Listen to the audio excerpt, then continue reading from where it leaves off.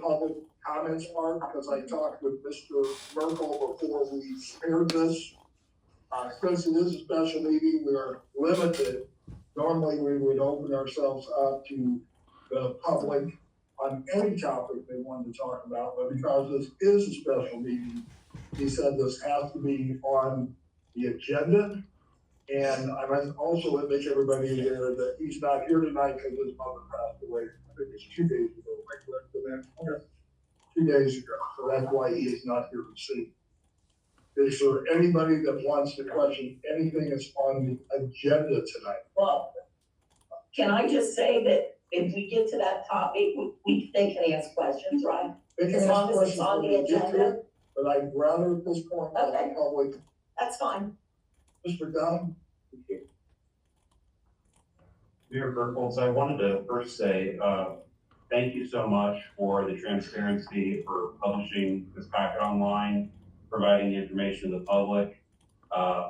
You have been amazing in your communication. You deserve a lot of credit for that. And the fact that I was able to look at all this information before even coming tonight and not having to quickly, look at this before I got here.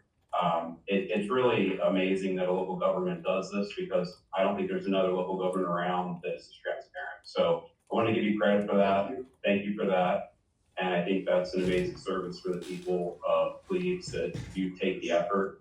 I know you're probably putting in a ton of your personal time to make this transparency happen, and I think you deserve a lot of credit for that. So I wanted to say that. I also think that the reason why I wanted to make a comment was on the police, reestablishing the police force, is it does make me nervous in order to reestablish the police, because I think along with that comes liability and expenses. And I think the public has been relatively clear that they don't want Cleves to do anything but fill potholes, keep the water running, and do the basics. They don't want any more money. And if we hire a police officer, we pay and reestablish the police department, that's going to come at a cost. And I know there's an argument for what we might get for that in order to have a village of Cleves. To make it worthwhile to be a village, you want certain services, and I totally understand those arguments, and I understand there's another side of it. But the public has, I think, spoken in almost every levy campaign we've had to reject all those levies, to say they don't want anything but the basic. And for me, that's the way I feel. I don't want to pay another dollar for anything that we don't absolutely have to have. One police department's a lot, paying for two is a lot more. So my own personal feeling is that I would like for us not to do that. I understand the way things work. It's on the agenda. The intention is to move forward. So I don't think my words are going to stop anything. I just felt like I needed to express that opinion and share that with you. And I do appreciate the transparency and the openness and allowing me to understand what's going on and have the opportunity to make these comments. And so even though I might disagree with the policy, I do appreciate with all the work that you guys are doing, and I hope you understand that position. I certainly do. And I'm going to be very limited in my comments in response to that, because initially the only person that was going to be speaking on this would have been our village solicitor. And there's some very specific reasons why. I'm not an attorney, so I can't explain it the way he would explain it. But I do understand what you're saying, and I might disagree with what you think the people have said or they haven't said, because there was never a vote ever given for the people to make that decision. That decision was made behind closed doors, and to disband was made behind closed doors. I'm sorry? The decision to disband was made behind Those closed doors. decisions were made, I believe, before they voted. So yes, Yeah, I just want to make it clear that we've not done no, we've anything. not done that. This is back in 2012.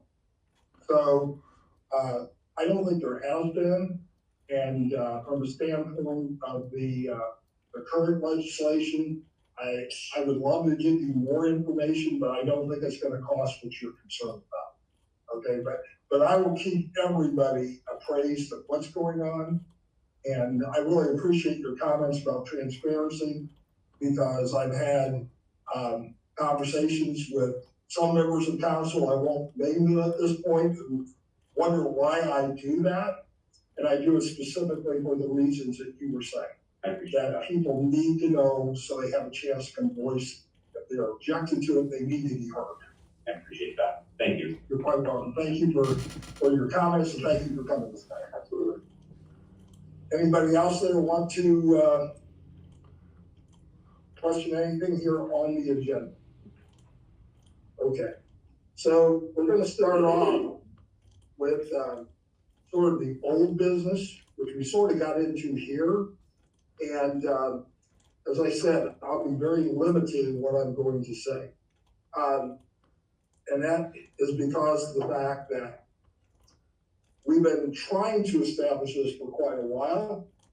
And we found out through that process, there were certain things we had to do that we had not done. And that is in reference to it being a criminal justice organization. And so that ordinance came about basically through a recommendation from the FBI. And that's about as far as I'm gonna go on that because I can't go further because our attorneys told me not to. But this is the establishment of a mayor's court. No, it's not just that. No, it's exactly what it says, Okay. okay? That ordinance would declare that we are engaged in that criminal justice. And while it may be related to the mayor's court, it really is not